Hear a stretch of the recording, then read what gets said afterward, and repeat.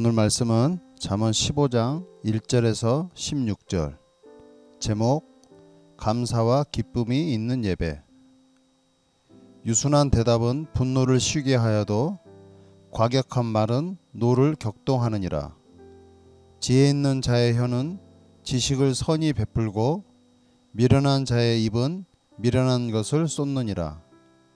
여호와의 눈은 어디서든지 악인과 선인을 감찰하시느니라. 온순한 혀는 곧 생명나무이지만 패역한 혀는 마음을 상하게 하느니라. 아비의 훈계를 업신여기는 자는 미련한 자요 징계를 받는 자는 슬기를 얻을 자니라. 의인의 집에는 많은 보물이 있어도 악인의 소득은 고통이 되느니라. 지혜로운 자의 입술은 지식을 전파하여도 미련한 자의 마음은 정함이 없느니라. 악인의 제사는 여호와께서 미워하셔도 정직한 자의 기도는 그가 기뻐하시느니라. 악인의 길은 여호와께서 미워하셔도 공의를 따라가는 자는 그가 사랑하시느니라. 도를 배반하는 자는 엄한 징계를 받을 것이요 견책을 싫어하는 자는 죽을 것이니라. 수올과 아바돈도 여호와의 앞에 드러나거든 하물며 사람의 마음이리요. 거만한 자는 견책 받기를 좋아하지 아니하며 지혜 있는 자에게로 가지도 아니하느니라. 마음의 즐거움은 얼굴을 빛나게 하여도 마음의 근심은 심령을 상하게 하느니라. 명철한 자의 마음은 지식을 요구하고 미련한 자의 입은 미련한 것을 즐기느니라. 고난받는 자는 그날이 다 험악하나 마음이 즐거운 자는 항상 잔치하느니라. 가산이 적어도 여호와를 경외하는 것이 크게 부하고 번뇌하는 것보다 나으니라. 아멘.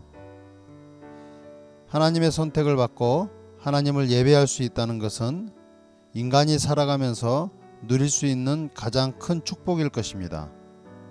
그러므로 하나님을 예배하며 살아가는 하나님의 자녀들은 항상 감사와 기쁨이 넘치는 삶을 살아가야 할 것입니다.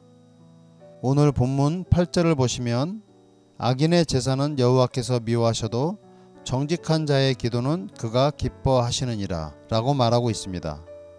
하나님을 예배한다는 것은 여러 모습들이 있겠지만 그 중에서 두 가지를 나눈다면 그 첫 번째는 유일한 예배 대상인 하나님을 의식하며 전 인격에서 우러나오는 경외심을 가지고 경배하고 하나님의 높으심과 그 은총을 찬양하는 것입니다. 두 번째는 하나님을 두렵고 떨림으로 경배하고 섬기며 봉사하는 행위라고 할 수 있습니다. 예배를 뜻하는 대표적인 헬라어는 프로스퀴네오라고 하는데 프로스는 누구에게 라는 말이고 퀴네오라는 말은 입맞추다 라는 말입니다. 원래는 종이 주인에게 문안할 때 존경의 표시로 머리를 조아리며 입맞추는 것을 말합니다. 주인은 종에 있어서 존경의 대상입니다. 존경의 대상인 주인을 어떻게 섬기고 또 어떻게 살아가느냐에 있어서 종은 주인에게 상급을 받기도 하고 벌을 받기도 합니다.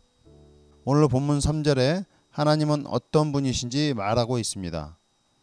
여호와의 눈은 어디서든지 악인과 선인을 감찰하시느니라. 하나님은 단 하나도 놓치시는 법이 없다는 것입니다. 또한 선인과 악인을 똑같이 살피신다는 것입니다.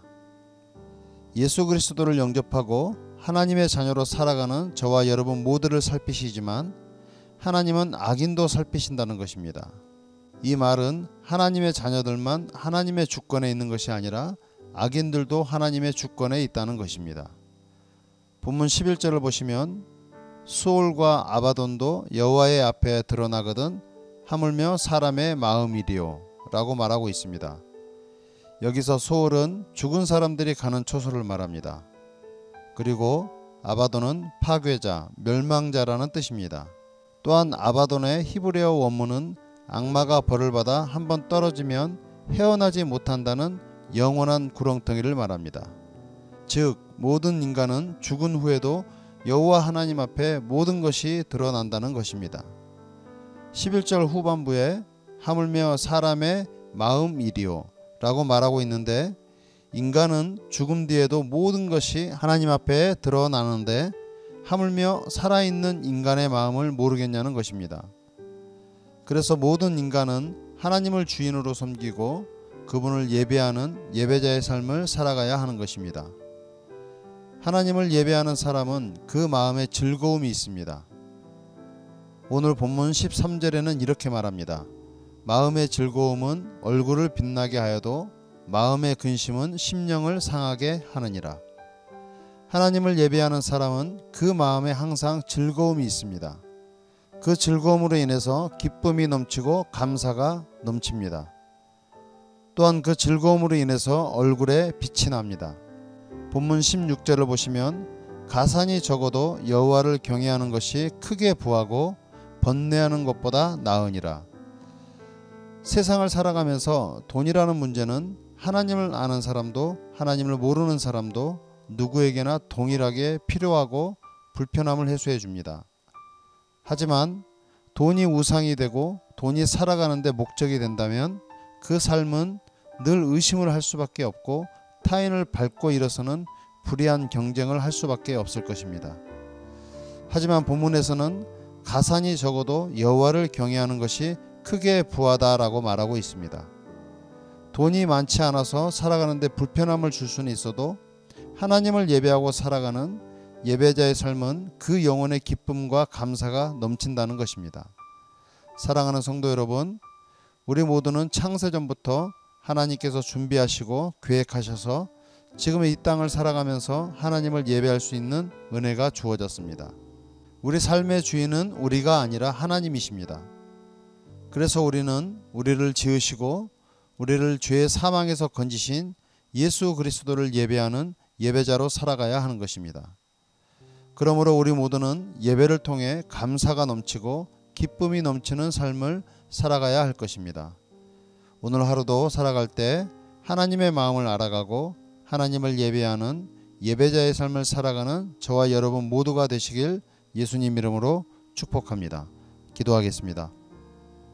거룩하시고 존귀하신 하나님, 우리의 마음과 영혼이 새벽을 열어 하나님을 예배하게 하시니 감사합니다. 앞으로 날마다 주어질 새벽을 통해서 하나님의 마음을 알아가게 하시고 기쁨과 감사가 넘치는 삶을 살게 하옵소서.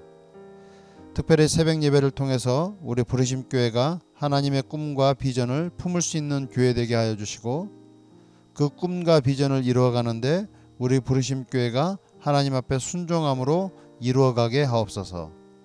감사와 기쁨이 넘치는 부르심교회가 되게 하여 주시고 감사와 기쁨을 이웃에게 나눌 수 있는 교회 되게 하옵소서. 예수님 이름으로 기도드립니다. 아멘.